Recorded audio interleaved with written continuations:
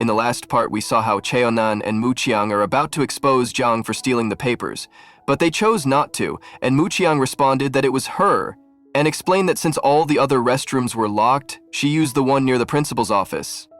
Jiang was shocked to realize that Tianin saved him, even after everything that happened, and he became very emotional. Now that the issue was resolved, the director asked everyone to return to class. But Muqiang stopped him and requested that he apologize to their class teacher.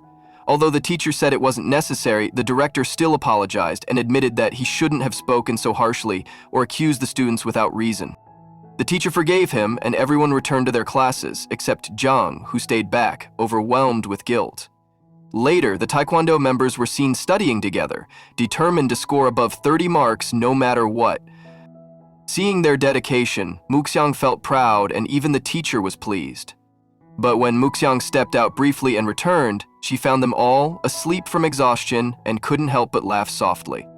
Meanwhile, Qiaonan felt happy and proud that he protected Muqiang and exposed Jiang's true intentions in time.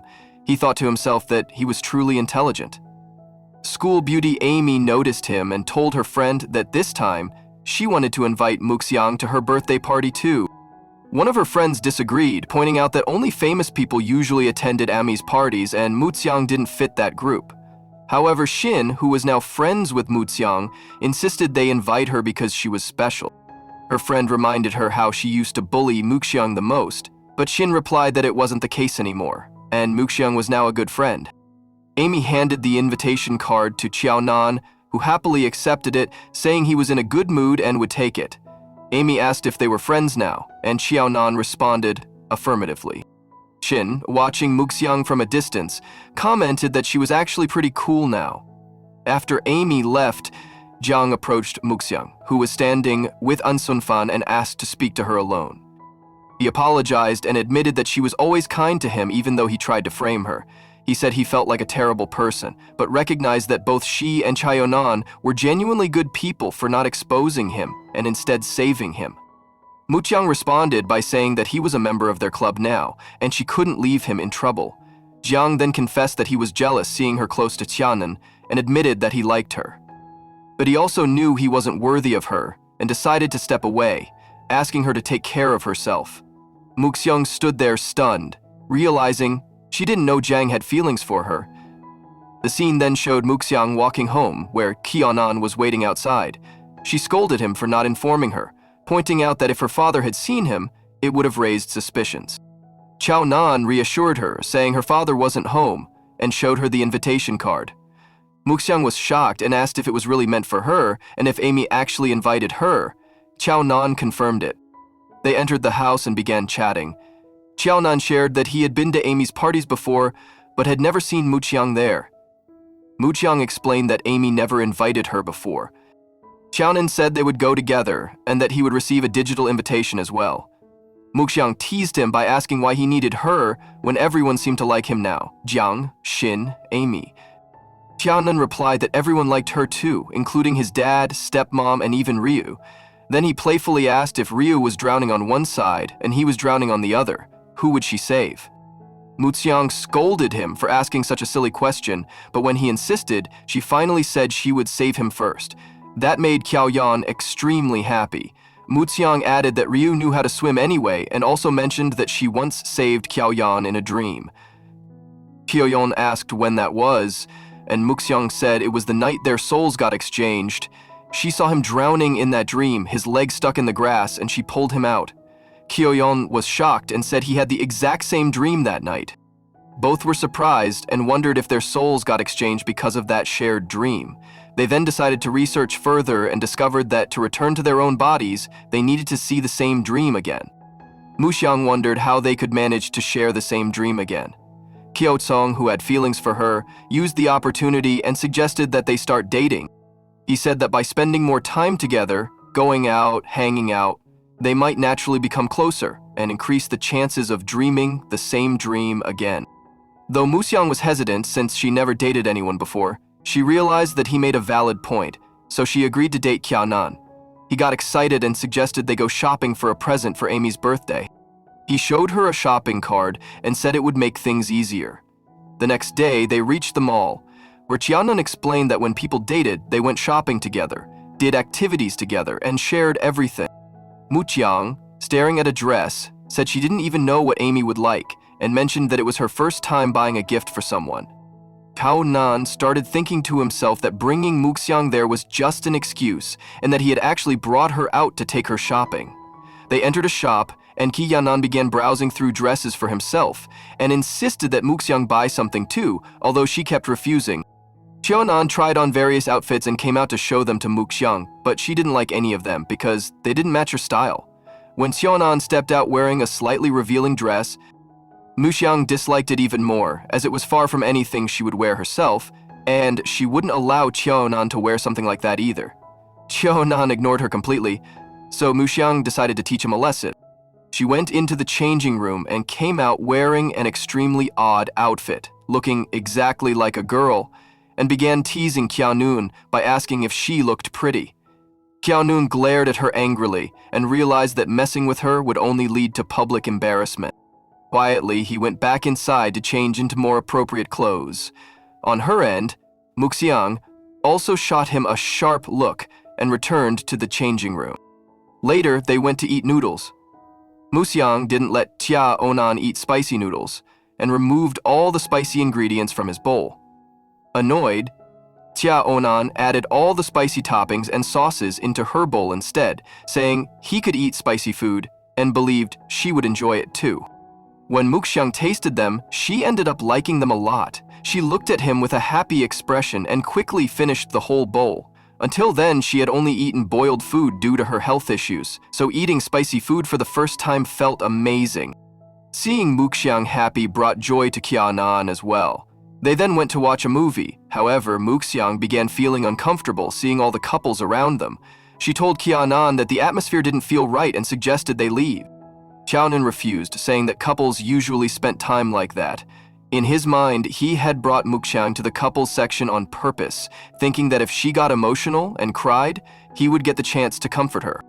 But when the emotional scenes started playing, it was Qiao Yanan who cried badly.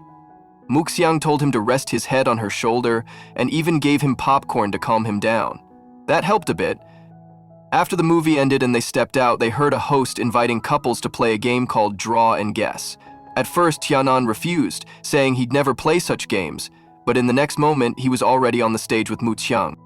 Mu Xiang gave her best effort to draw clues for Chayonan to guess, but he didn't understand anything. So Chayonan told her to sit down and took the marker himself. When he began drawing, Mu Xiang guessed everything correctly and they won the game. The host was shocked at how easily they cracked such a difficult concept, while the two of them celebrated with pure happiness. The scene changed to Qiaonan taking Mu Xiang to a breathtaking spot related to stars. Mu Xiang's face lit up with joy. She opened up to Tiayonan, sharing that earlier nobody had noticed her and no one wanted to be friends with her, which led her to become more and more isolated. But ever since she entered Tiayonan's body, her life had completely changed. She now had many friends who respected her, spent time with her, listened to her, and even loved her. She was happy, experiencing life through Qiaonan. She thanked him and acknowledged that because of him, she now had her own identity at school. At that moment, someone nearby took their photo, assuming they were a couple. Mu Xiang immediately denied it and said they weren't a couple. The man was about to delete the photo, but Qiaonan stopped him and asked for it on his phone because it turned out so well. Meanwhile, Mu Xiang's parents were worrying about her, wondering where she had gone and with whom. Qianun returned home, and upon seeing him, her parents planned to question her relationship with that boy. They asked him if he had gone out with her. Tian then confirmed it and asked why they were asking. Her mother questioned what they had done together. Tianlen replied that they had watched the stars and walked off with a smile. The mother wondered why someone would look at stars during the day. The father remarked that the same sparkle Mu Xiang now had in her eyes was the one she used to have when dating him. The mother insisted that the father should talk to Mu Xiang directly, saying it wasn't right for her to be dating at her age. The father pushed back, saying the mother was her mom, but she insisted that Mu Xiang was closer to him, so he eventually agreed to talk to her that night. Later that night, Qiaonan and Mu Xiang were seen discussing how they should think about each other before falling asleep, in the hope that they might appear in each other's dreams and maybe that would return them to their original bodies. Qiaonan suggested sleeping while looking at the photo they had taken that day, calling it their first photo together. Muxian agreed. Outside, her parents were eavesdropping and whispered to each other that something was definitely going on between them. But they decided to let her sleep for the night and talk to her in the morning. Qiaonan dreamed of the old Muxiang with her long hair, telling him how much she liked him. That dream made him feel very happy. But the next morning, Muxiang quickly called Qiaonan and apologized, saying she didn't see any dream. This made Qiaonan angry, as he had a clear dream about her. It actually happened because he liked Muxiang, which made it easy for him to see her in his dreams. Muxiang, on the other hand, didn't love him, so he didn't appear in hers. At the same time, Muxiang's parents were waiting outside her room, ready to talk to her. But Qiaonan was in such a hurry that he said goodbye and left before they could even start a conversation. Once again, their plan was delayed, and they reassured themselves that they would talk to her once she returned. Later, Qiaonan expressed his frustration and asked Muxiang why she couldn't see him in her dreams when he was always with her. Muxiang replied that she didn't know anything about dreams and that he couldn't force them to happen. The scene shifted again, showing the two of them studying together.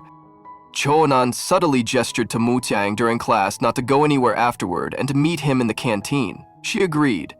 After class, she went to the canteen instead of waiting at the designated spot. A while later, Qiaonan arrived and noticed that Muxiang had already finished her lunch but had saved some food for him. That small gesture made him happy. But as soon as he sat down, Muxiang got up to leave for her next class. Xiaoyanan reminded her that since they were dating, they were supposed to eat together, and he told her to sit quietly. Muxiang sat down next to him. Then Qiaonan noticed a boy nearby feeding his girlfriend. He pointed this out to Muxiang and explained that couples cared for each other like that, hinting that she should feed him too. Qiaonan offered to feed Muxiang as a gesture of affection, thinking it would be romantic. Muxiang did not like the idea at all and firmly expressed that she did not need anyone to feed her and could eat by herself. Qiaonan felt a bit embarrassed by her response, but tried to act casual, saying he was just trying to show how couples behave. Muxiang disagreed, saying that just because others did something did not mean they had to copy them, as they were different. Qiaonan leaves from there, and after school ends, when he goes to pick up Muxiang from her class, he finds out that she has already left. Seeing this, Qiaonan feels really hurt. It feels like Muxiang doesn't even think about him. But just as he's about to leave, from outside, Muxiang suddenly opens an umbrella right in front of him. Qiaonan thinks maybe now the two of them will walk together romantically under the same umbrella. But the very next moment, Muxiang takes out her own umbrella and walks off on her own, completely drenching Qiaoyanan's little dream of togetherness. On the way, Qiaonan deliberately breaks his own umbrella and tries to come under Muxiang's umbrella, but Muxiang doesn't even hold the umbrella over him, and as a result, Qiaonan ends up completely soaked in the rain. Qiaonan says, if you weren't going to share your umbrella, then why did you even ask him? Muxiang noticed this and they decided to walk together properly now. However, Qiaonan's mood was completely ruined, so he began to leave without speaking to Muxiang. Xiaoyongan was drenched in the rain, and now he had caught a cold, which was bothering him. Just then, Muxiang's mom informed him that his classmate had come to meet him. Upon hearing this, he quickly came outside. Actually, Muxiang realized her mistake and felt guilty for Qiaonan getting wet, which caused his cold, so she brought him medicine. Qiaonan accepted everything and told her not to push him away next time or he wouldn't forgive her. Muxiang assured him not to worry and said she would bring an extra umbrella next time. Qiaonan got annoyed again, thinking she would never understand the deeper meaning of his words. He asked her whether she had anything nice to say or if he should just go back inside. What Qiaonan meant was that he wanted Muxiang to say something loving to him. But Muxiang told him to sleep with a blanket, drink warm water, and take medicine on time because the next day's playground activities would count towards their points. Hearing all this, Qiaoyan became angrier and walked back inside, feeling she would never truly understand him. Muxiang, on the other hand, wondered why boys always seemed to stay so angry. She closed her door properly and left. Inside, Qiaonan was looking at the medicine. He noticed that Muxiang had written clear instructions on which medicine to take at what time. He thought that no matter what, she really cared for him. Humming to himself, he went into his room. while Muqiang's dad, noticing the sudden change in his mood, asked what had happened since he was angry earlier. Mom replied that Qianan brought Muqiang some medicine, so she seemed happy now. She assumed they might have had a fight before, but everything looked fine now. Dad commented that their love was only growing stronger and wondered how they would ever separate. He said he was going to talk to them, but Mom stopped him, reminding him that Muqiang was still unwell, so it would be better to talk later. Meanwhile, Cheonan and Muqiang decided to dream together again. They said they would fall asleep thinking of each other, but even this attempt failed. On the way to school, Muqiang asked if they never had the same dream, would they always remain in each other's bodies? Cheonan reassured her not to worry and that everything would be fine. They later went to the playground where the teacher instructed everyone to play different games. Muqiang chose to play with the girls instead of the boys because she liked easier games, though she didn't play them well. Still, she seemed happy. Watching her, Qiaoyan thought about how he could get closer to her. He imagined teaching her how to shoot a ball into the basket, and once she was happy, he would pull her close, imagining it to be a romantic moment. He went over and offered to teach her. As he lifted her to help with the basket shot, a cracking sound was heard, making Qiaonan feel that something had gone wrong. When he informed Muqiang, she casually mentioned that she forgot to tell him it was her period day. Qiaonan got angry hearing that she forgot to share something so important, but Muqiang supported him, saying he should walk slowly and she would cover him from behind, assuring him she was with him. He agreed. They began to walk that way, attracting attention from people who weren't even looking at them earlier. Everyone started watching them. Even Xin, walking with her friends, noticed them and was reminded that although she invited Muqiang to Amy's birthday party, she had forgotten that Amy liked Qiaonan. Seeing the scene, it looked like something was going on between Qiaonan and Muqiang.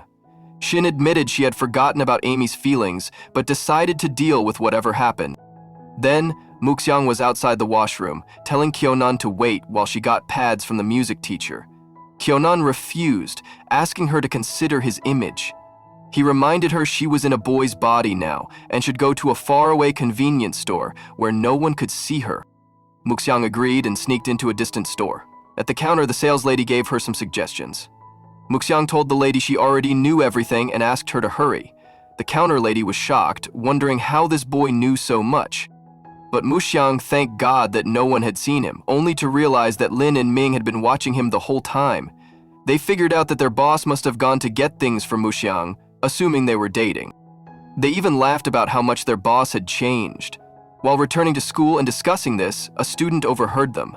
Soon the rumor spread across the school that the rudest boy in school, Qiaonan, was in a relationship with Muqiang and had gone to buy her pads.